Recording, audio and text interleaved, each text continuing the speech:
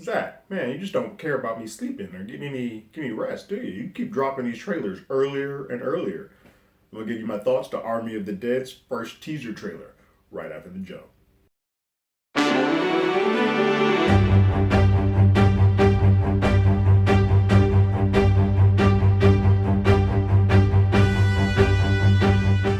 Hello, everyone. Terrence here with Hollywood Already Did It. If you haven't already, go ahead, like, share, subscribe to that channel, ring that bell below anytime we have something.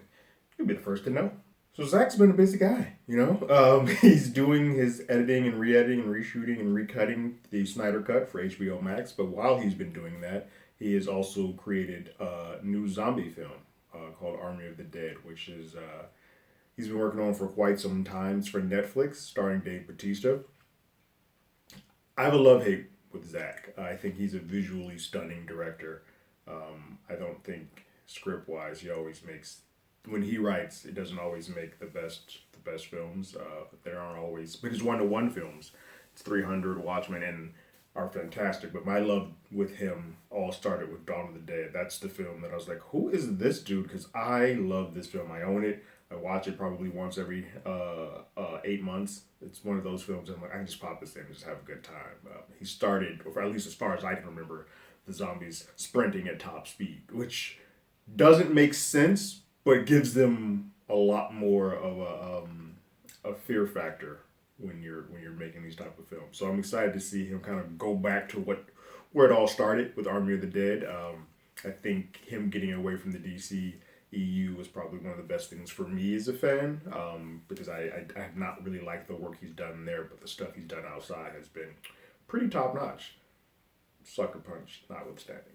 So let's take a look at this zombie slash Rainbow Six for my video game fans style of a zombie flick. See what we got, and we will start this trailer up now.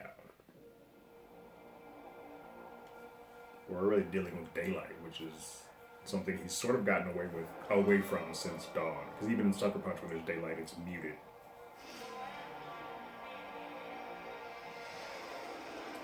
This feels like Rainbow Six Vegas, a movie, and I'm down for it.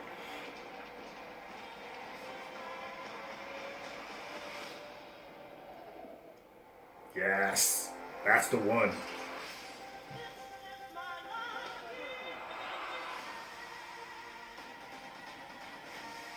It's much more colorful and bright than anything I've seen Zack do since Dawn. Oh wow! Let's have it, brother. But I dig it. All right, Ghost. What's um what's cool about this is that it looks like Zach's having fun. It's colorful, it's bright. It's weird he's choosing to use font style that is in the way of sort of Sucker Punch or Suicide Squad, stuff like that, where it's bright and poppy. Uh, but obviously, whatever's happening, there's the underlying effect of darkness with the zombies. You don't really get a read on if the zombies are moving at the speed that they did of Dawn of the Dead, but I don't see why he would go away from having the slow moving zombies now in comparison to the fast speed of the ones before. Look, I think the one thing that I can say is that visually he is still a visual storyteller, and I think that still comes across. Even in this brief teaser, you don't get a lot from this. You don't really get the story beats, but I think we all sort of know that this is a mercenaries are trying to like steal stuff from a Vegas casino while a zombie apocalypse is happening. So I love stories that are blended where you get half the genres in one way and half the genres other and you sort of merge them together. I think that's what we're trying to get in here. But it's cool that Zach is sort of playing with his visual style. It's not always dark, but there's some colors popping here and there, which is something that unfortunately probably from 300 on, we really haven't gotten much of a color palette with Zack Snyder films. So I'm excited to see what this is. This trailer doesn't give me much because it's just a teaser, but I think I'm interested to see when the full trailer comes out, and I'm definitely giving him the benefit of the doubt since his previous zombie entry is probably one of the best things that I've seen in that realm. What did you guys think of the teaser? I know he's planning to do some spin-off animes and some spin-off other stuff too to sort of go around and with this film. So it feels like he's fully invested in this world, and I'm kind of glad that he is creating a world of his own as opposed to making choices with properties that people sort of beloved. I think he needs to sort of get away from that a little bit to sort of reestablish himself as being one of the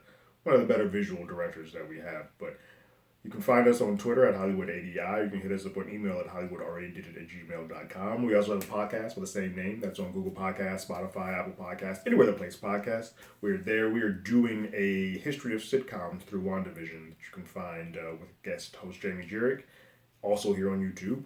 We also have a sister podcast called You Can't Do That Anymore, where we talk about classic films like Gone with the Wind or American Beauty or Tropic Thunder, and look at those films from back in the day and see if they can get away with some of the things they did then today through the eyes of 2021. But like always, I got my ticket.